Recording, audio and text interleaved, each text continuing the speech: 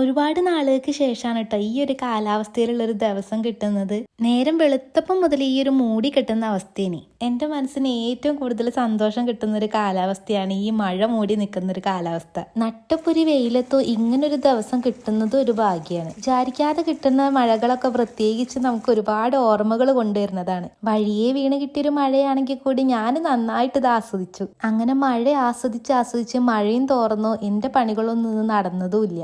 മഴ തോർന്നാൽ പിന്നെ എനിക്ക് മുറ്റത്തു കൂടെയൊക്കെ ഒന്ന് നടന്ന് എല്ലതും കാണണം. മഴ പെയ്ത് തോർന്ന തൊടിയും പറമ്പൊക്കെ കാണാൻ ഒരു പ്രത്യേക രസല്ലേ. ഇന്ന് ഉച്ച വരെ മഴ ഉണ്ടായിരുന്നുള്ളൂ കേട്ടോ. ഉച്ചയ്ക്ക് ശേഷമാണ് പിന്നെ ഞാൻ എൻ്റെ പണികളിലേക്കൊക്കെ കടന്നത്. മഴ മൂടി കെട്ടി നിൽക്കുന്നതുകൊണ്ട് തന്നെ എനിക്ക് സ്റ്റിച്ച് ചെയ്യണ ഭാഗത്തൊന്നും വെളിച്ചം തീരെ ഉണ്ടായിരുന്നില്ല. അതുകൊണ്ട് മഴയും കഴിഞ്ഞ് ഉച്ചയ്ക്കത്തെ ഭക്ഷണം കഴിഞ്ഞതിന് ശേഷമാണ് ഞാൻ അടിക്കാൻ വേണ്ടിയിട്ട് ഇരുന്നത്. ഇതെൻ്റെ ഫ്രണ്ടിൻ്റെ ചേച്ചിയുടെ മോൾക്ക് വേണ്ടിയിട്ട് തയ്ച്ചിട്ടുള്ളൊരു സ്കേർട്ടും ടോപ്പുമാണ് കേട്ടോ.